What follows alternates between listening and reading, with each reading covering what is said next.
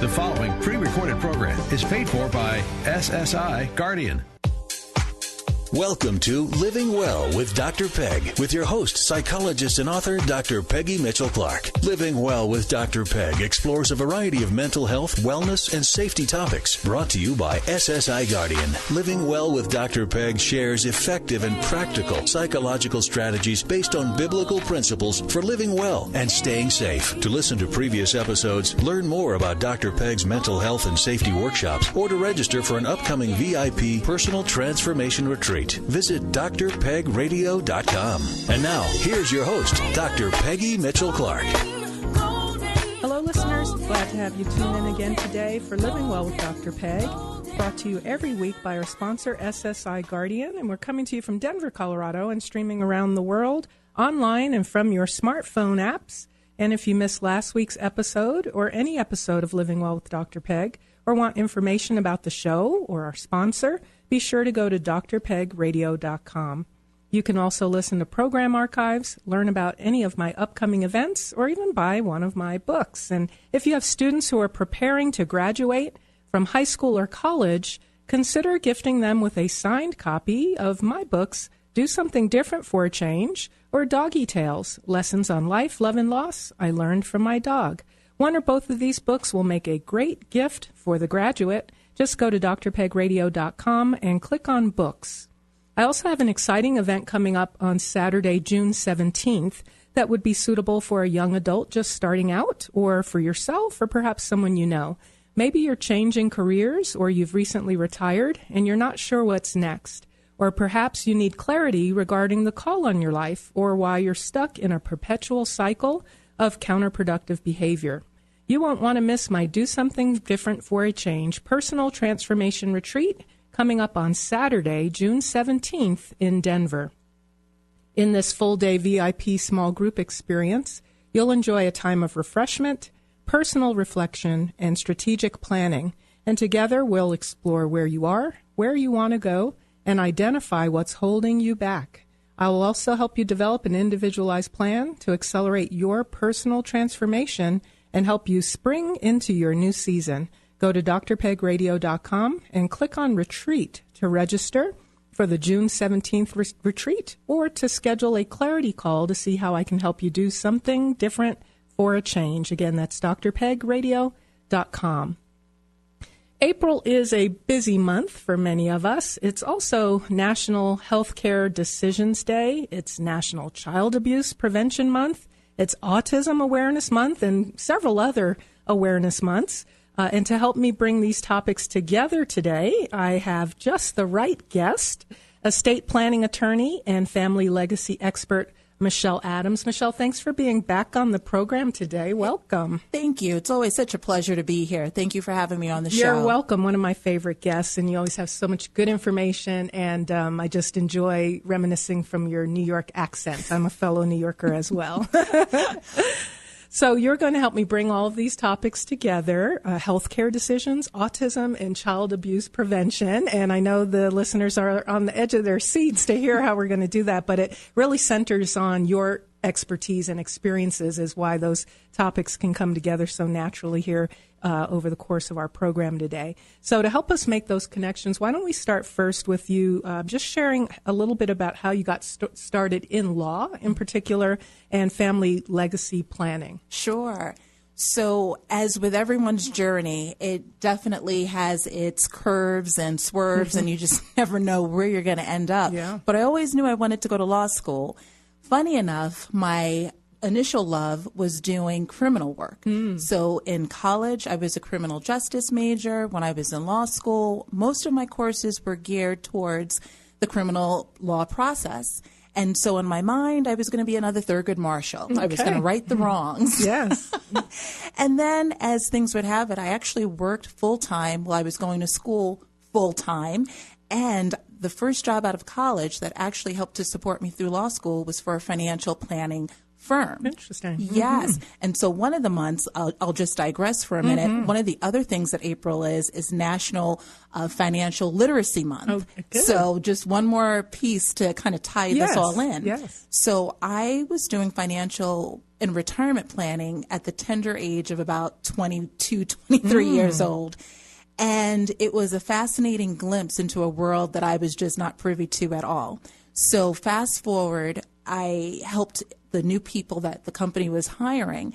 And one of the courses that they always had me teach was estate planning. And I literally had no idea what estate planning was.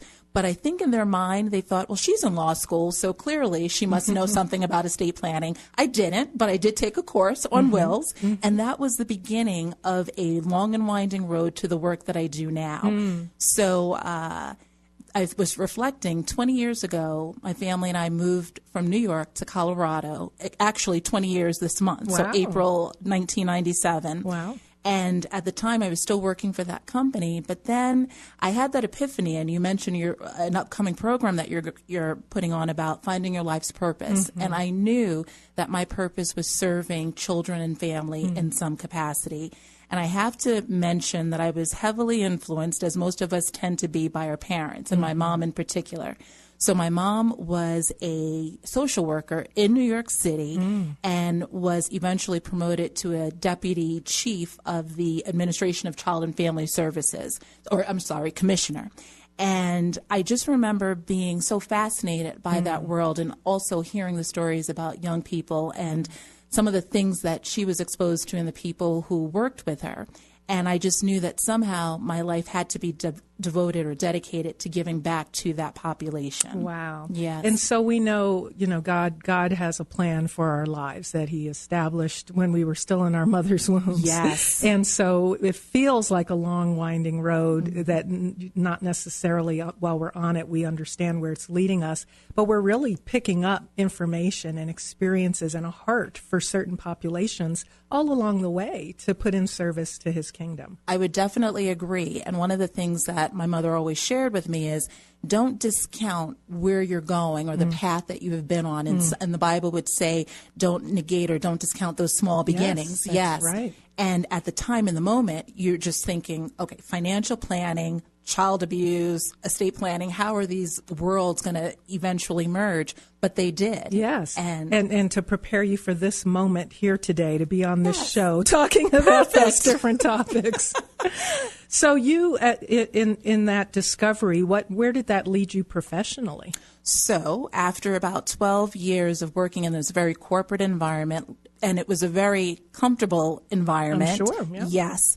I made the leap, and it truly was. I heard that voice say, it's time. And so I said, if I don't do it now, I probably never will. So I made the leap from corporate America to the nonprofit realm. And prior to that, I had actually been volunteering for an organization that works with children who've been in the foster care system because of abuse or neglect.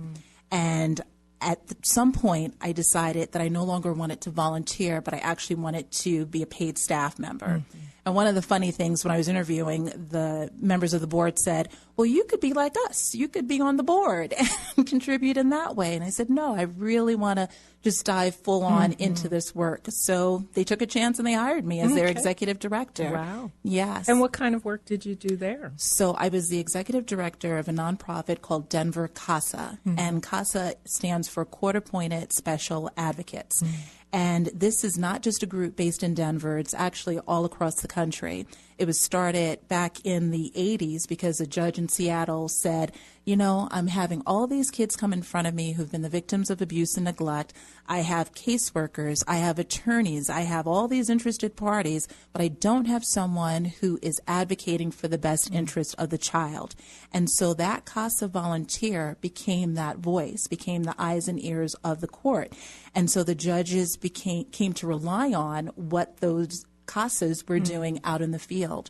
So I knew that this was work that spoke to me, and I was invested in what the volunteers were doing and the value that we were providing to the court system. Wow. Yeah. Well, I'm speaking with Michelle Adams, who is an attorney and estate planning expert and family legacy planner, and it's National Child Abuse Prevention Month, and we'll be talking about that and some other topics as well. It's got to be tough being in that position. And when you mentioned your mom was a commissioner over the social workers in New York City, I kind of exclaimed audibly because I know that's got to be tough. What did you do to take care of yourself? That's one of the themes of this show is living well. And so when we find ourselves in these professions that we know are part of our calling and part of our destiny and part of our purpose, and God has opened the door and given us favor and given us the grace to do it, what kinds of self-care would you recommend to others in these kinds of positions that you yourself were involved in? Great question, because honestly, in the moment, you are your last priority. So you take care of everyone and everything else. And it really had to be an intentional decision that I have to do something for myself. And at that time, self-care was just starting to gain momentum. You know, people would kind of whisper about it, but it almost felt as if you were being indulgent. Right, you know, like, how selfish, dare you? Yes. But what I did, and it wasn't at that moment intentionally, I read a lot. I love to read. And for me, that was, to some extent, a form of escape, so that you weren't bringing home those daily pressures of what you see and hear and experience every day. Prayer for me has always been something that I rely on to get me through. It's that stabilizing force. So I recognize this is where my strength comes from, and I need to have a continual plug into the source. So I was thankful for that. And I would also add the companionship of not only my family, but good friends, where you could just kind of breathe and laugh and be silly when you needed to be silly, recognizing that, yes, there's some really horrific things that are happening in the world, but that's not the whole entire picture. There's also some really good things happening in the world, and to focus on those good things as opposed to always being in tune to the negative things. Right. And I say often, just as the flight attendants tell us, put on our oxygen mask before we help others. We really, when we're in those helping professions, we really have to be intentional about taking care of ourselves. You got it. Yeah, yes. Absolutely. So April is National Child Abuse Prevention Month, and it's designated as a time to acknowledge the importance of families and communities working together to prevent child abuse and neglect, and to promote the social and emotional well-being of children and families. And so during the month of April and throughout the year, communities are encouraged to share child abuse and neglect prevention awareness strategies and activities and promote prevention across the country. And this year's theme is building community, building hope. And really just your background, your professional background, and again, your passions and interests really kind of point to that, of first starting out as a volunteer and being connected and building hope by sharing your time really is probably most important. What else can you say about this theme for National Child Abuse Prevention Month? So building community. So often in certain communities, we think, well, my business is my business and no one should interfere. And we really have to move away from that, because if we're truly embracing this concept of a village, then we have to acknowledge that all hands are necessary and on deck. And so if there's an opportunity for you to be a helping hand to another family, maybe it's taking a child to a local eatery or taking them to a museum or something along those lines, do that, because that can take the stress off of a single mom or a single dad for that matter.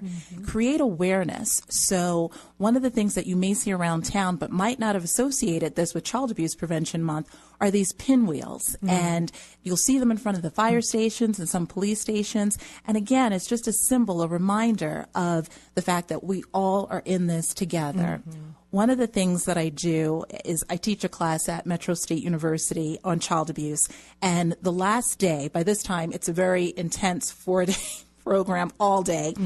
And I give my students one last assignment, and it's to create a public service announcement, and they have about 20 minutes to do it. And so I have seen the gamut from doing mini commercials to developing curriculum to songs to dances. And what strikes me, and I say this to every single class, is look at this. In 20 minutes, you were able to come up with a solution. Now, is it a solution that, you know, you can just put into place at any given time? Maybe, maybe not. But you came up with something that you can implement right here, right now. And so it just reminds me of the power when we come together, building that community, what a difference that we can make within this immediate area and the world beyond. Absolutely. And it's like the body of Christ. Yes. You know, we all play a role. There's ears and eyes, metaphorically speaking, and all are needed. None is better than the other. They're all necessary working together, and it's the same with building community. Child abuse is a serious concern. Do you have some stats that you can share? I do. Just Do you mind? So the listeners know just this is a true problem. Do you mind putting you on the spot a little bit? I'll give you a pop quiz. Okay. The teacher in me. Okay. Okay, so true or false? A report of child abuse is made every 30 seconds. I'm going to say true. Most people do. Would you believe it's actually every 10 seconds? Oh, boy, trick question. Yeah, I know.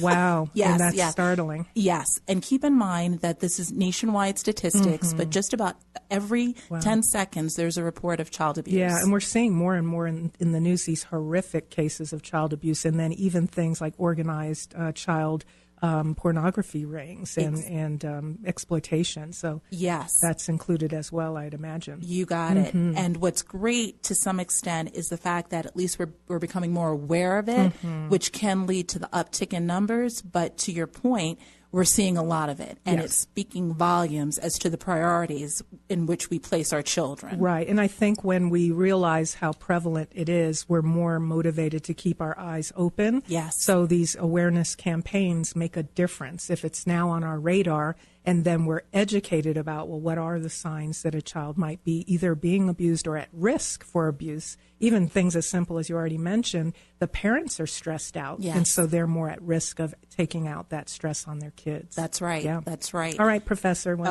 Okay, next? let's go. Let's do this. So about 2 children every day die as a result of child abuse. Would you say that's true or false? I would say it's true unless it's more than 2 a day, if it's another trick question. It was. Okay. Yeah, unfortunately, it's more than 5 children die every day as a result of child abuse. And just in terms of putting it in context, one of the things that we should be aware of, too, is that primarily when you think about these children who are dying, these are younger children. So these are children typically anywhere between the ages of 0 to 4 who are dying as a result. And when you think about all the things that happen during that short span of time, all the brain development that's happening with children, and the most stressful of all activities that a lot of parents, all parents have to deal with, potty training. Yeah. And boy, yeah. yes. So when you recognize that there's a lot that's going on with that young person, and then the stress that the parent is undergoing as a result of perhaps not being able to manage it, they are most at risk. And then also because they're not yet in school, which teachers and school personnel, they're great at reporting suspected signs of abuse or neglect, but because these children are under the radar, they're more prone to die as a result. And just more helpless due to their small size, lack of verbal ability to tell anyone. Yes. And as you said, there's not as many people with eyes on for them to tell, even if they could. That's right. Yeah. That's right. My last one, and I'll give you a multiple choice on this. Okay, so the estimated cost of child abuse, and this is within the United States as a whole, would you say it's A, 50 million, B, 200 million, 3, 2 billion, or 4, none of the above? Wow. You're a tough professor. I am. You actually have to know the answer for the way you structure the question. I will say the cost is, I forgot your options, but let's say 200 million. So, no, it would be none of the above. It's actually $124 billion annually. And this is not just taking into account, the medical cost of hospital care, things along those lines, but there's also lost wages. There's also law enforcement and all of these factors that come together to make sure that these kids, that somehow we have efforts in place to protect kids and their families. And when you think about that number, this is the piece that really gets to me. So it's $124 billion. That amount of money could send 1.7 million children to college. Wow. So where should we spend the money? Should we spend it on the back end where, we've already created some damage, or should we have it on the front end where we can be more proactive and preventative? Yeah. Wow. Some helpful statistics to Yes. put this into context, so That's we right. can become more aware, and maybe God is tugging on someone's heart who's listening to start out like a volunteer like you did. I hope so, because there is always a need, and as many hands on deck as we can get, the better it is. Well, let's segue a little bit before our first break into another area of your expertise, which is estate planning, which you got involved in, ironically, at a young age, financial and estate planning. But that means you've got a lot of experience now. Not to say you're old. You're still in your I'm getting 20 something, Sure. right? So let's talk about including considerations around childcare and our children in our estate plan. What are some important things to consider? So one of the common things I hear all the time is, well, Michelle, I don't have an estate. Why do I even need to do any planning? And then I'll ask, well, do you have children? Well, yes. Are they minors? Yes. Well, then you absolutely need to have a plan in place so that if something happens to you while those children are still under the age of 18, there's a plan as to who is going to serve as guardian for those children. And so often people kind of think it's just going to happen. Someone's going to step up. And that's great, but we need to make sure that those people are aware of it. Just as an example, I posted a video to my Facebook page about this family. It was a mom and a dad, and they had twin boys who were about 1 year old.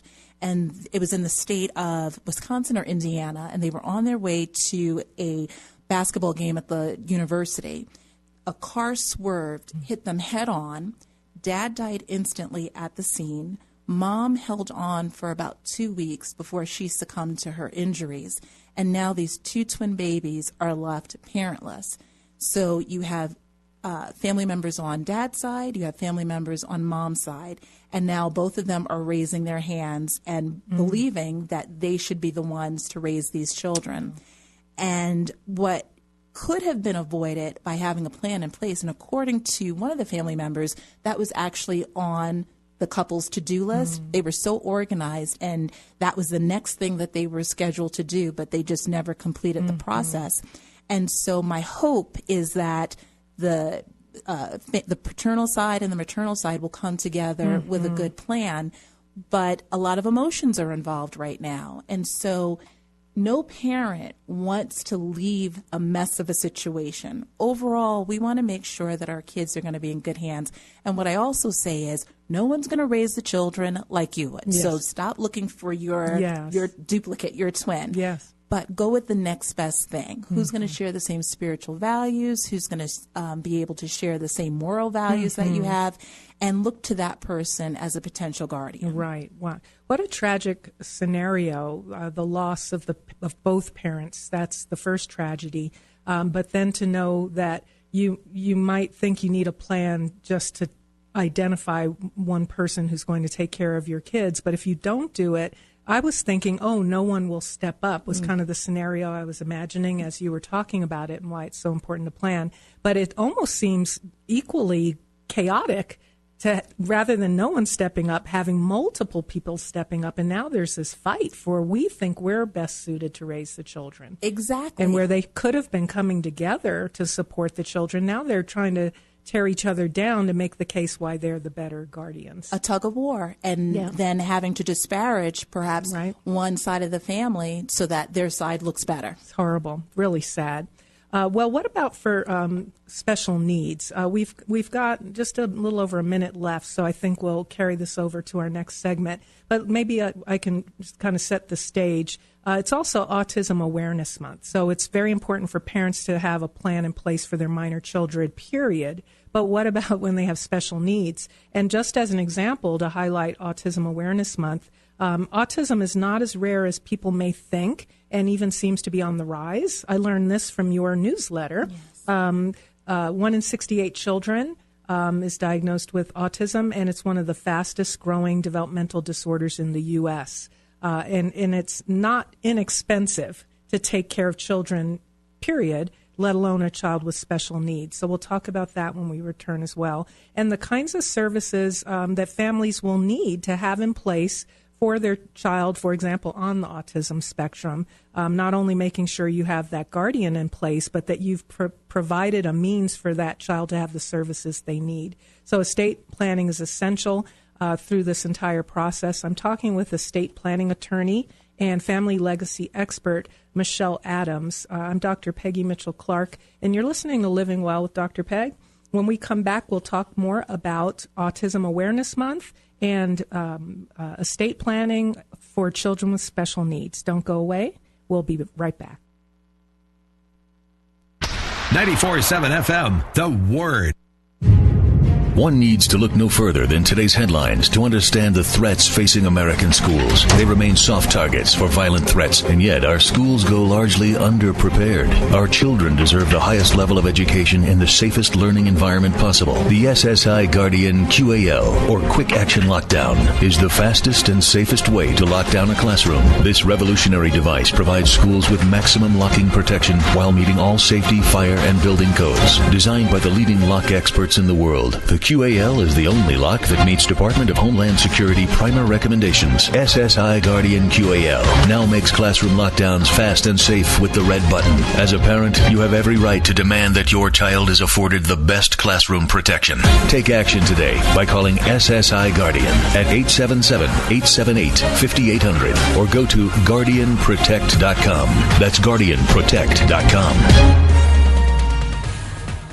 With SRN News, I'm Val Dior. President Trump says young immigrants brought to the United States as children and now in the country illegally can rest easy. In an interview with the Associated Press, Mr. Trump said the so-called dreamers are not the targets for deportation under his policies. The president says his administration is not after dreamers, but after criminals in the United States illegally. Polling stations opened Saturday in France's far-flung overseas territories one day earlier than on the mainland for the country's presidential election, as the 11 candidates observed a ban on campaigning. France's 10% unemployment and the country's lackluster economy top voter concerns security important, too, after the latest terror attack Thursday. And many don't speak Arabic, and their role in Syria is little known to the outside world, but Chinese fighters of the Turkestan Islamic Party in Syria are organized and play a major role in ground offensive against President Bashar Assad's forces. SRN News.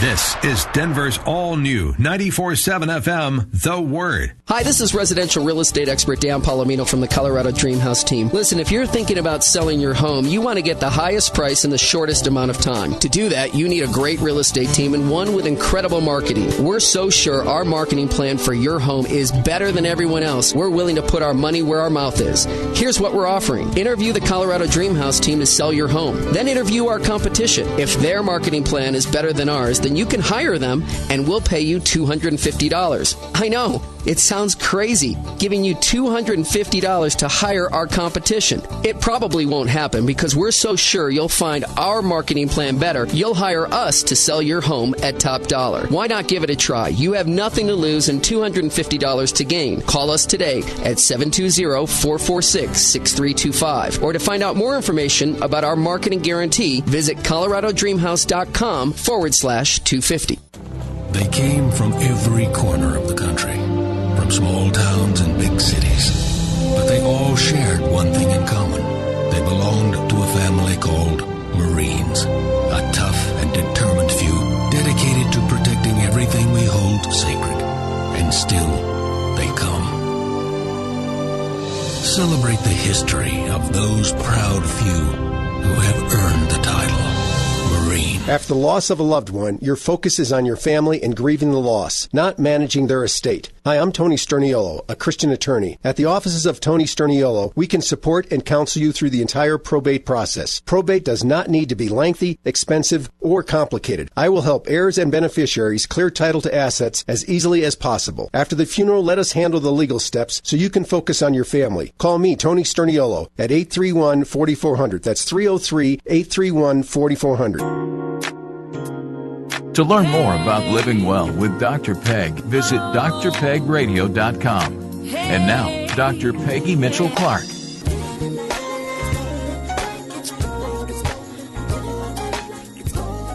Welcome back, everyone. My guest is estate planning attorney and family legacy expert, Michelle Adams. Michelle, how can listeners get in touch with you? So please feel free to go to my website, which is coloradofamilylegacy.com. And someone always asks, do you spell that out? I'm like, yes, spell out coloradofamilylegacy.com. Okay, excellent. And I'll also provide a link to your website on my website at drpegradio.com.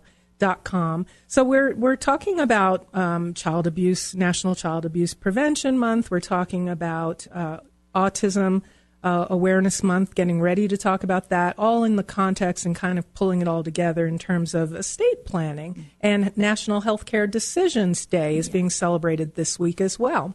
Interestingly, it used to be just a day, but they've decided to celebrate that day all week. We need all the help we can get. So we'll talk about that as well. I think that's relevant here as well. But let's talk more about special needs, planning for our minor children with special needs. But again, usually a special needs child, depending on the condition, and if, for example, being on the autism spectrum, it doesn't just go away. Some children do, over time, do well with proper supports in place. But they may always need support. So how do we as parents plan for not only the needs of our minor children with special needs, but once they're adults and we're gone and they still need support? What advice can you give? Yes. So as you mentioned, all parents need this, but parents with kids who, and because we're speaking specifically about autism awareness, so if you have a child on that spectrum, as you mentioned, it depends on the severity. There are high-functioning young people. Absolutely. Just as an aside, there's a show that comes on called For Pete's Sake with actress Holly Robinson Peete, and one of her children is on the autism spectrum, and the doctors told her that he would never read, he would never do this, that, or the other, never drive, and now he's 19 years old and he's driving, so it goes to show you. And interestingly, I've been wanting to get Holly Robinson Peete on my show. I've reached out through her website, so Holly, or her people, if you're listening, I want you on my show. Yes. Staunch advocate, and you learn so much. And so to that, with the autism spectrum, you want to make sure that at the very minimum, especially if the functioning is not as good, you want to make sure that you have a guardian. That's non-negotiable, because as parents, you've been that child's caregiver all along, and God forbid, and we all know we're going to die. Yeah, so it's going to happen. But supposing you get some form of a disability too, you need someone who can step in and make decisions and assist the child with the development. Now, here's a common mistake that a lot of parents will make. They'll say, well, his sister or his brother or some other family member will step in and do that. One, it's unrealistic to believe that. And, you know, I heard something where it's let the sibling be the sibling. Don't put the sibling in that caregiver role. Put someone who can really tend to the needs so there's no resentment, and they can maintain that family dynamic as a brother and sister, or brother and brother, whatever the relationship is, through the years. Additionally, depending on the circumstances, the parent may need to petition the court for guardianship. So if the child is not as highly functioning, they may need to step in. But before they do that, I would caution, look to see first if you could do a power of attorney. And you can do a power of attorney. So we want to look at the path of least resistance. The least intrusive you can be with that child, the better. So start off as a power of attorney. One of the things that all parents are concerned about, but in particular if you have a child with special needs, is that someone may take advantage of that child. So if you're power of attorney, you can at least see what's going on. Are there withdrawals being made? Are there, huge expenditures happening? And you can monitor what's going on there.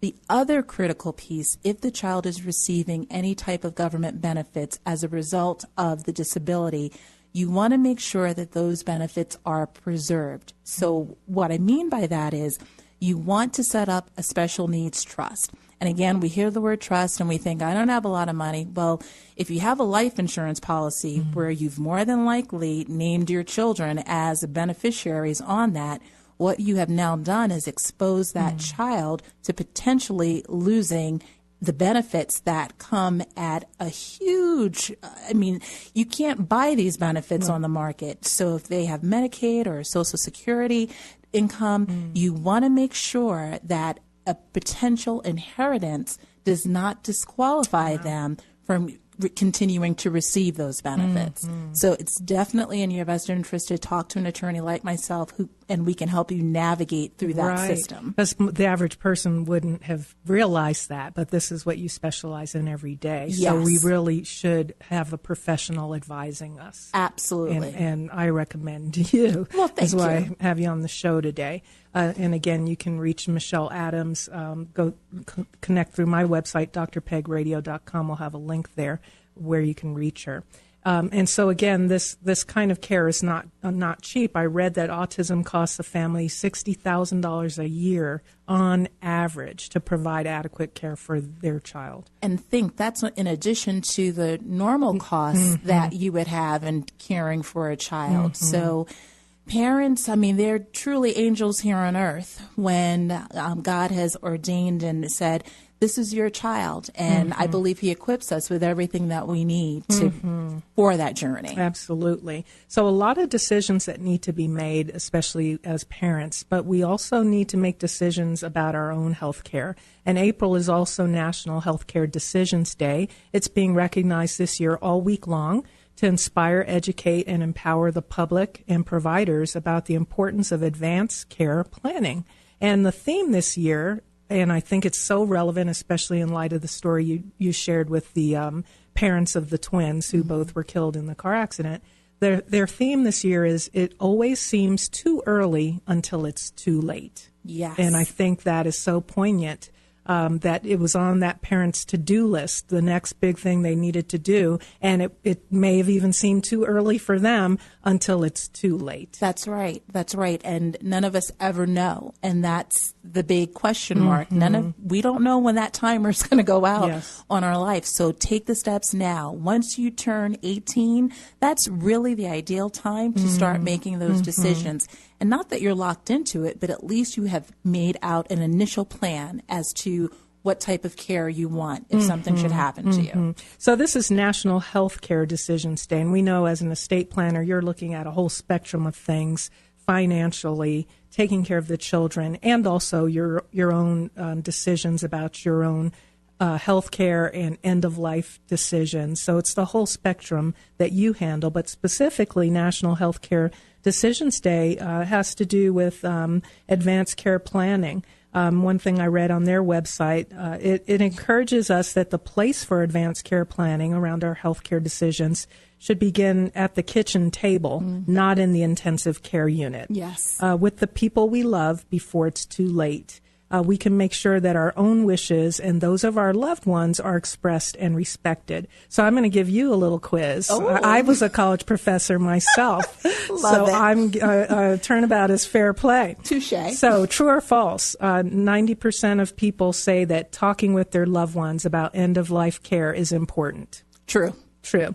But what percentage do you think actually have done so? See, I'm a good student, about 60%. Oh, who have actually 50? done so?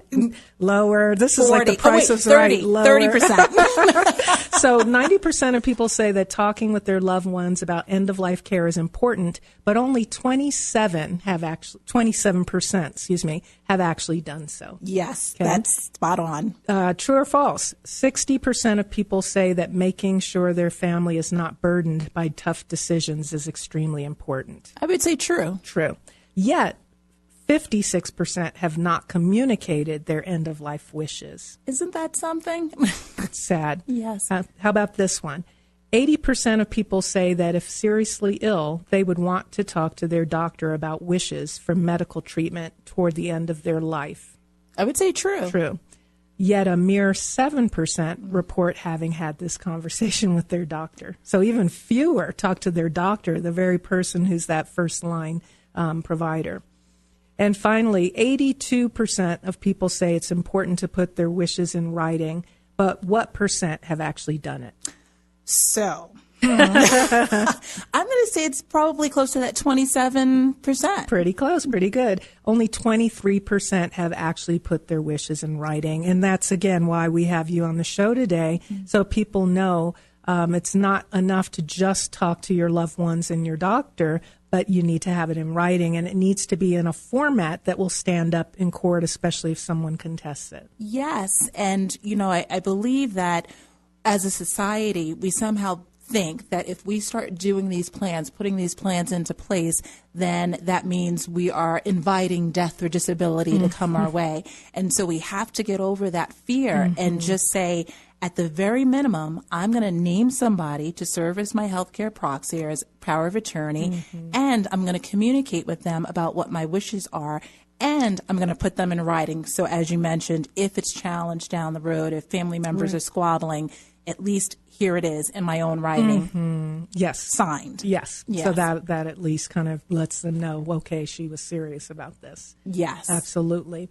So talk about what you call the 5 Ds that we need to be aware of our plan and have these conversations anytime one of these 5 Ds happens, and we'll continue our discussion as well after our next break. Sure. So the 5 Ds are death, divorce, decade, decline, and diagnosis. And so just briefly, death, when someone close to us dies, that's always an opportunity to think, oh, I might need to get my own plans in place to make sure people know. If I divorce, I probably need to change who I've listed, unless you're still good friends. I probably don't want my ex making... If your ex is going to inherit all your money, you probably didn't need to get divorced. Exactly. You don't want him making the decision, or her, about pulling the plug. Decade, every decade, think about what decisions you want, because it'll change. Diagnosis, if you've been diagnosed with a condition, whether life-threatening or not, you want to make those decisions. And then decline. As we age, we definitely want to make sure that we have plans in place so that it's not a surprise. And we'll elaborate on each of these 5 Ds after our break. I'm speaking with Michelle Adams, an estate attorney and family legacy planning expert.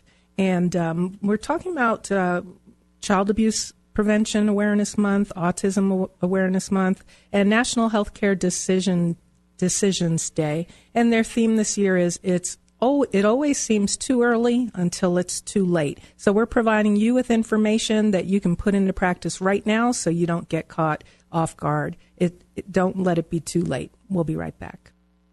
94.7 FM, The Word. Schools can no longer afford not to invest in a professional, evidence-based advanced safety education training program. It's the single most important decision and investment a school administrator will ever make in their professional career. When all else fails, training and preparation are the only things that will increase your chances of survival in a violent incident such as an active shooter or act of terrorism. SSI Guardian has set the new standard in advanced safety education by providing evidence-based advanced training programs tailored to your needs. While there are many basic training programs largely based on opinion and emotion, SSI Guardian is the only advanced training program of its type with an accredited continuing education unit, or CEU, issued by an accredited university. SSI Guardian has set the new standard in advanced safety education by providing evidence-based advanced training and solutions to learning institutions, faith-based and professional organizations. To learn more, call SSI Guardian today at 877-878-5800 or visit GuardianProtect.com.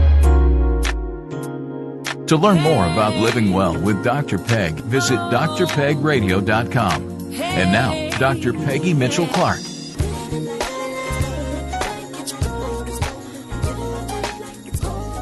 Welcome back, everyone. I'm your host, Dr. Peggy Mitchell Clark. And if you need support with change and transformation in your life, check out my book, Do Something Different for a Change, or register for my June 17th Personal Transformation Retreat, I also have a great book called Doggy Tales, Lessons on Life, Love, and Loss I Learned from My Dog, that is perfect for your graduate, whether from high school or college or grad school, medical school, law school. And I've got with me today a graduate of law school, Michelle Adams. If you want to learn more about Michelle, you can find a link to her website at drpegradio.com, and she's at coloradofamilylegacy.com as well. So again, thanks, Michelle. And let's pick up with those 5 Ds, if you'd like to elaborate on those. Sure. Remind us what they are. Yes. So it's death, divorce, decade, diagnosis, or decline. And, you know, one of the things I can picture, especially with decline, is within my own family. So my grandmother, who was just my heart and soul, she died at 92. But prior to that, she had already put into place a do not resuscitate order.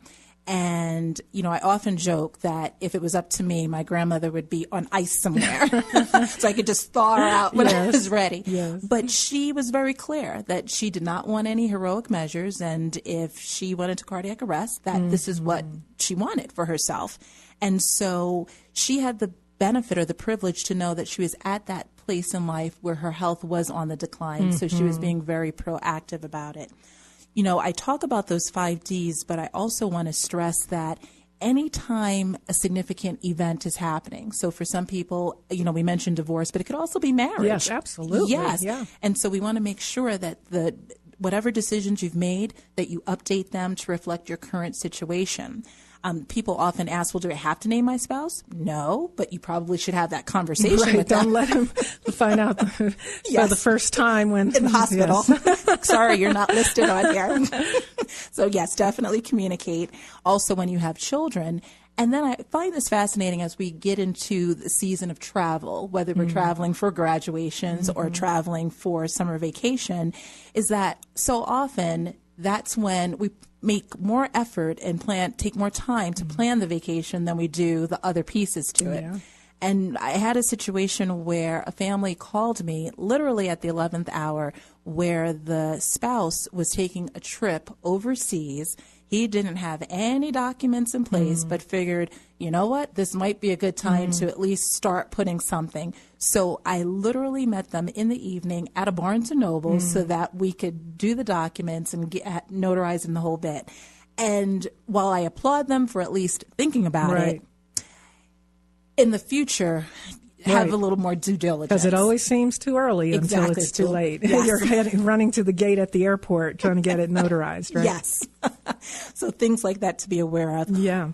One of the other pieces is people, when they're selecting their healthcare proxy, the person to serve in their place, is to make sure that they're choosing someone who can handle that responsibility. Don't just choose a person that because you feel bad, because you want to give them a role. No, make sure that they're comfortable in that role because they're going to have to make decisions that may not be easy and it may be against their own values. So you want someone who's going to follow through with your decisions.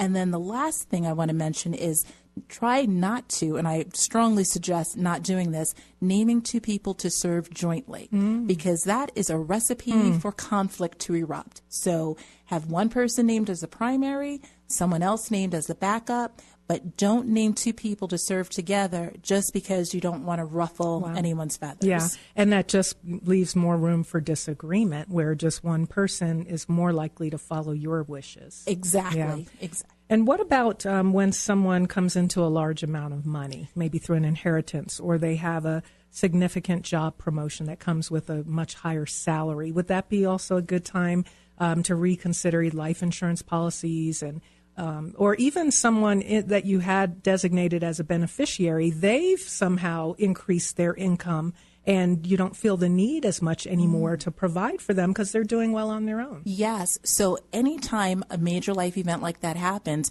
you definitely want to rethink your plan.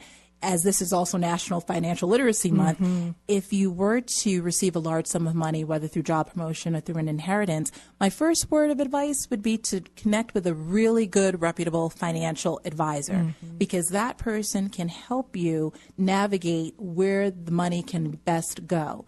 And then tied to that, be aware of all the cousins who come out of the closet as a result, because then everyone comes knocking on the door with their hand extended. So to just be very thoughtful about what you're doing with this money, and don't feel as if you have to spend it all in one place. Right. And to make sure your beneficiary designations are aligned with now your new outlook. Because to your point, there are some families who say, well, son A is doing really well. You know, he has a great job, so I think I'm going to give him a little bit less than daughter B.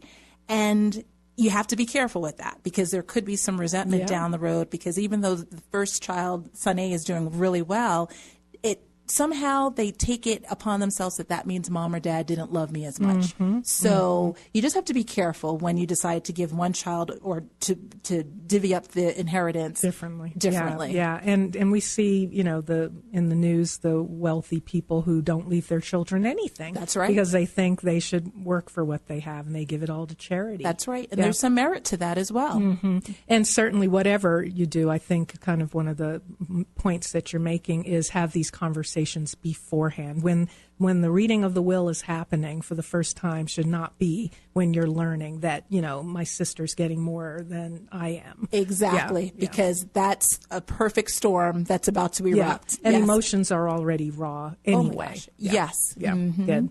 All right, so let's look at some other topics that you talk about. You have a talk called For Ladies Only. So that was interesting to me. Information just for women. So what special things do women need to know or take into consideration when they're doing their estate planning? So one of the lessons that I learned at that ripe age of 22, 23, doing the financial planning work, is that what I would see were females, the wives coming in, the spouse had just passed away, and the wife had no idea about what this asset was and what they should do with it. And it just struck me at that moment, wow, you know, there's a generation that exists and beyond where a lot of that work was just the husband will deal with it, and the wife didn't really have any, you know, thought about it. Input or knowledge of it. Yes. And so my goal with that course is to say we need to empower the women so that they're not so dependent on getting their information from, you know, outside sources, whether it's a spouse or someone else. I want them to get the information for themselves and to feel empowered as a result. And also, quite frankly, women live longer. So our life expectancy is a whole lot longer. I think now about 5-7 years more so than the average male.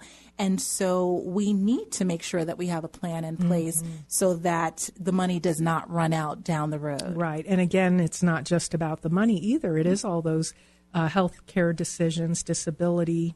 You've talked on the program before about how it's much more likely that we might end up disabled and unable to work, but still alive for 20, 30, 40, 50 more years. So the importance of something like long-term care, and I actually just read an article about something called short-term care. So now they're putting these additional policies in place that aren't as expensive as a long-term care policy is. So all of these considerations because we are living longer. Yeah, absolutely. And even things like respite care. Yes. So if both spouses are still alive, but one is disabled and the other one is the primary caregiver, when do you ever get a break? How do you afford that? That's exactly it. And sometimes one person, one of the couple, they need to go into an assisted living facility, whereas the other person is still healthy and they're still at home. So how do we navigate those waters? Do we sell the property so that we have more money to pay for it? Or do we strategically keep the spouse in that property? So these are all issues that need to be thought out and not to react so quickly because we think we're solving the problem, but more than likely we're digging a deeper hole for ourselves. And when we're in the midst of that crisis and life transition, it's not usually the best time to make these kinds of decisions. Exactly. Thinking about it in advance when you can still talk about it with your spouse. They may, for example, have Alzheimer's and kind of lose their awareness that they're even married to you. You're healthy, but talking about it before that person loses their cognitive ability to decide, well, we can both live in an assisted care facility, even though you're the one who needs the care. So being able to kind of figure out what are our preferences and doing the research while you're both able to discuss it. Yes, and tied to that as well is it lessens the feelings of guilt that non-ill spouse may have by putting the person into a facility. So if you've had that conversation beforehand, then there isn't that same sense of, oh, I don't know if I'm making the right choice, or I feel guilty because I'm going on with my life and this person is not. Yeah. And so again, that theme of National Healthcare Decisions Day of it always seems too early until it's too late. It really applies to everything we've talked about today. It really does. One additional resource I just want to direct people to is the conversationproject.org. Because these conversations can, for some people, be somewhat stressful or awkward, they have a great tool, a starter kit that you can download, no cost, and get information to start the conversation. And I took a look at that. They have something called the Conversation Game. Yes. And it's just a bunch of questions just to get kind of in a fun, low-stress, low-pressure environment, just starting to talk about these questions. Well, Michelle Adams, thank you so much for being my guest again today on the program and sharing such vital information that we all need to implement sooner rather than later. Yes, amen. And listeners, tune in every Saturday from 1 to 2 p.m. Mountain Time for Living Well with Dr. Peg, and go to drpegradio.com to connect with my guest, Michelle Adams, to find out more about my book, Do Something Different for a Change, as well as my June 17th Do Something Different for a Change Personal Transformation Retreat. You can also listen to program archives as well as read different blogs. My guest today has been Michelle Adams, and I'm Dr. Peggy Mitchell-Clark, reminding you to live well. Thank you for listening to today's episode of Living Well with Dr. Peg, brought to you every week by SSI Guardian. To listen to previous episodes, learn more about Dr. Peg's mental health and safety workshops, or to register for an upcoming VIP personal transformation retreat, visit drpegradio.com. You can also purchase Dr. Peg's books, Do Something Different for a Change, and Doggy Tales, Lessons on Life, Love, and Loss I Learned from My Dog, online at drpegradio.com. And remember to join us every Saturday at 1 p.m. on 94.7 The Word FM for Living Well with Dr. Peg. KRKS FM.